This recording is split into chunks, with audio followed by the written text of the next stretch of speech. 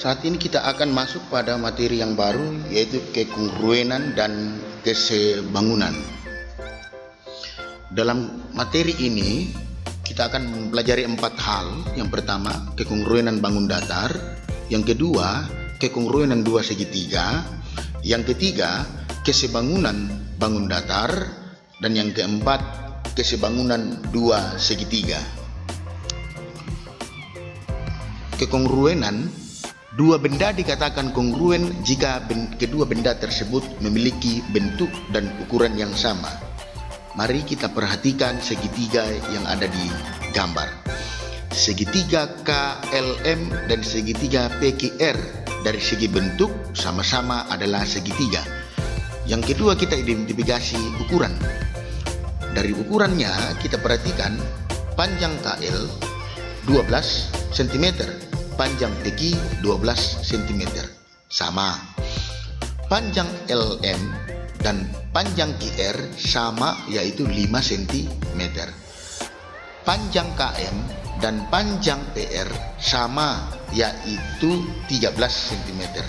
Sehingga dari situ kita bisa simpulkan bentuk dan ukuran dari kedua segitiga ini sama, sehingga segitiga KLM dikatakan bersama segitiga PQR adalah dua segitiga yang kongruen.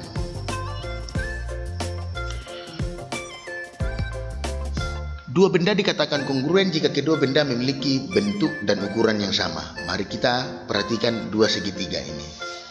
Dari segi bentuk, KLM dan PQR adalah sama-sama bangun segitiga. Dari segi ukuran kita perhatikan dengan baik. KL dan PQ adalah sisi tegaknya. KL-nya 9 cm sementara PQ-nya 12 cm. Itu berbeda.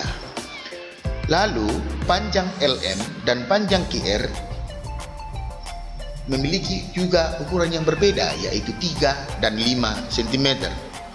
Lalu sisi KM dan sisi PR, sisi KM dan sisi PR juga memiliki ukuran yang berbeda. Kalau kita perhatikan gambar ini, ya, bentuknya sama, bentuknya sama.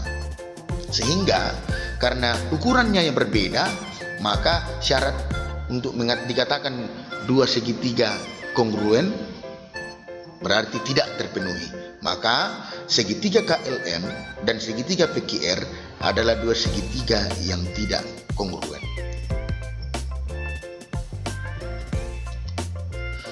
Syarat kekongruenan: dua bangun dikatakan kongruen jika memenuhi dua syarat, yaitu pertama, sisi yang bersesuaian sama panjang dan sudut yang bersesuaian sama besar. Mari kita perhatikan gambar bangun yang ada di samping. Kita identifikasi yang pertama, sisi yang bersesuaian. AB dan JK, kalau kita lihat sisi AB dan JK dari ada tanda seperti ini, berarti AB dan JK itu ukurannya sama. Maka kita katakan AB sama dengan JK. Lalu kemudian BC dan KL. BC dan KL. Oke. Ukurannya sama, berarti BC sama dengan KL. CD dan LM. Maka panjang CD itu sama dengan LM dan panjang DA sama dengan panjang MJ. Oke. Itu dari sisi yang bersesuaian. Kalau dari sudut yang bersesuaian kita lihat, karena tadi sisi AB sama sisi JK, berarti otomatis sudut A ini sama dengan sudut J. Oke ya. Lalu sudut B ini sama dengan sudut K. Kalau kita lihat ya. Lalu sudut C ini sama dengan sudut L. Sudut C ini sama dengan sudut L, dan sudut D ini sama dengan sudut M.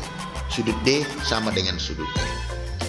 Kalau sudah seperti itu kita identifikasi, sisi yang bersesuaian juga kita sudah temukan dan sama, dan sudut-sudut yang bersesuaian juga sama, maka kita simpulkan bahwa bangun ABCD dan bangun JKLM adalah dua bangun yang disebut kongruen.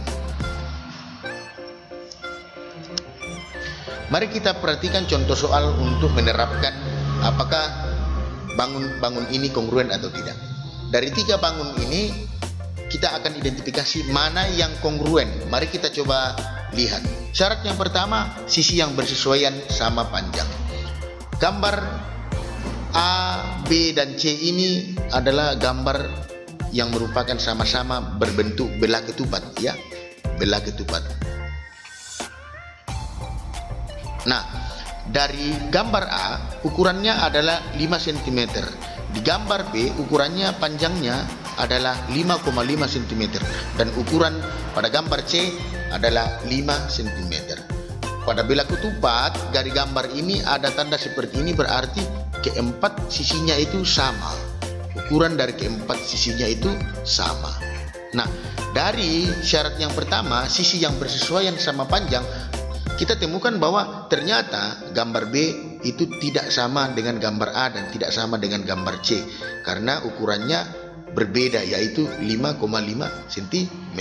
Berarti gambar B ini kita abaikan karena gambar ini berbeda ukuran. Itu yang pertama tadi adalah sisi. Yang kedua dari segi sudut. Sudut yang bersesuaian sama besar. Mari kita perhatikan. Nah, kita identifikasi sudut yang ada pada bagian A dulu. Di bagian A ini ada sudut yang besarnya 50 derajat. Nah, sudut di hadapan 50 derajat ini pada belah ketupat, sudut yang saling berhadapan adalah besarnya sama. Kalau di sini 50 derajat, maka besar sudut yang ada di hadapan ini adalah juga 50 derajat. Nah, pada segi 4, jumlah keempat sudut ketika dijumlahkan adalah 360 derajat. Jadi jumlah keempat sudut, ya, 4 sudut jika dijumlahkan itu adalah jumlahnya adalah 360 derajat. Nah, kita perhatikan. Sudut yang berhadapan ini sama, maka jumlah dari sudut ini adalah sudah 100 derajat. Nah, sisa dari 100 derajat itu adalah 260 derajat. Nah, perhatikan. Sudut ini sama besar dengan sudut ini, ya, tidak pada belah ketupat, ya. Sudut ini sama besar dengan sudut ini, sudut yang saling berhadapan juga. Karena dia sama besar, sudut yang sisa tadi untuk mendapatkan 360 derajat adalah 260 ini kita bagi dua saja.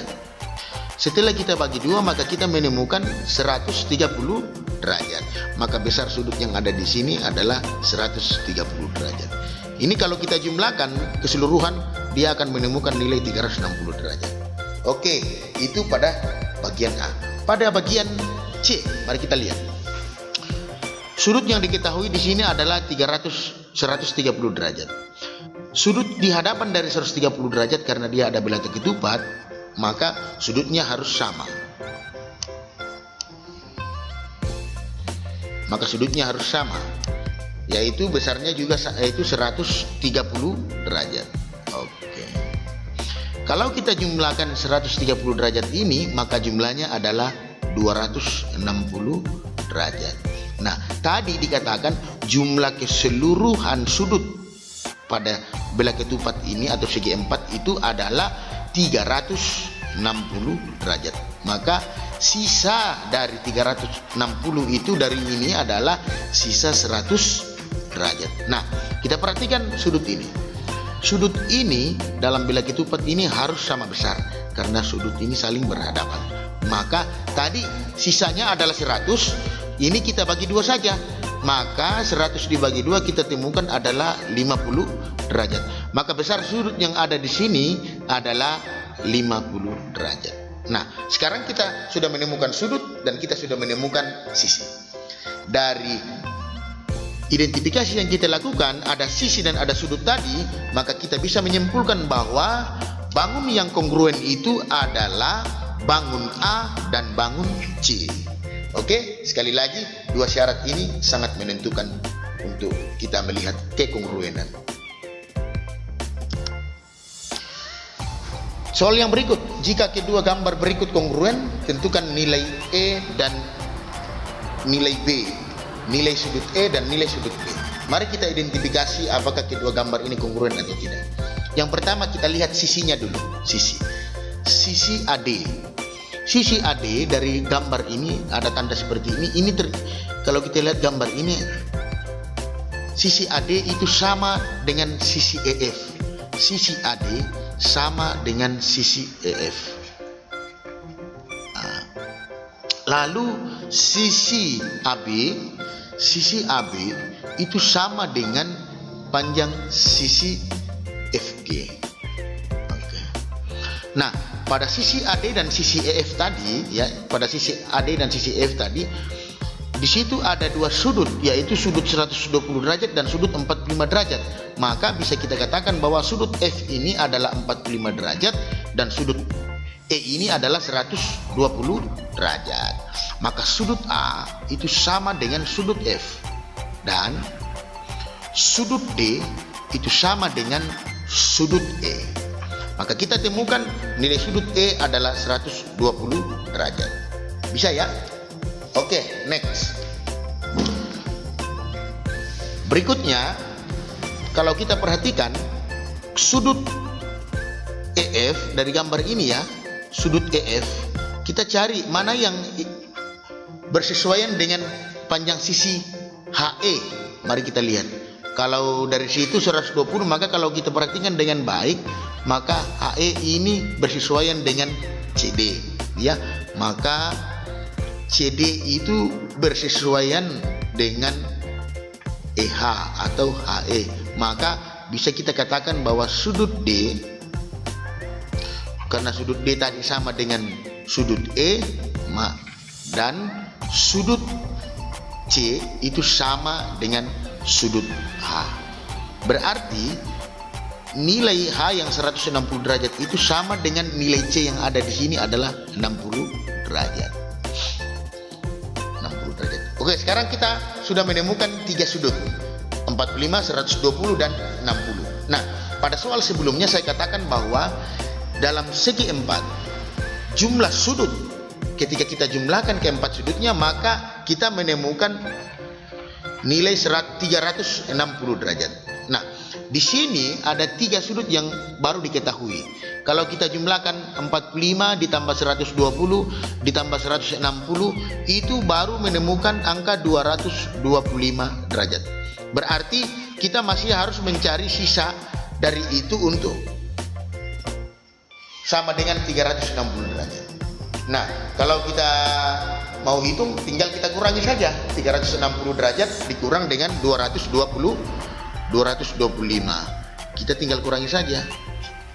Kalau kita kurangi, kita akan dapat 135 derajat. Maka sudut B ini adalah 135 derajat. Itu sama dengan sudut G, 135 derajat.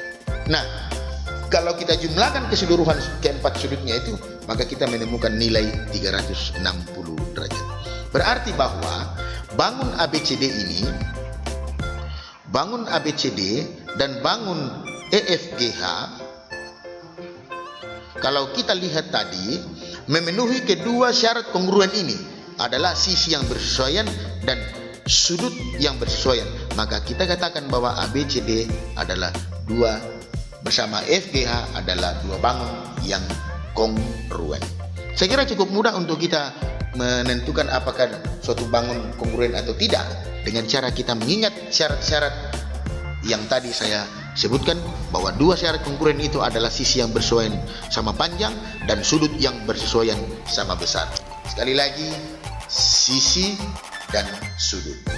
Sampai jumpa, selamat mencoba di rumah. Pada kesempatan berikut kita akan membahas mengenai dua segitiga yang kongruen.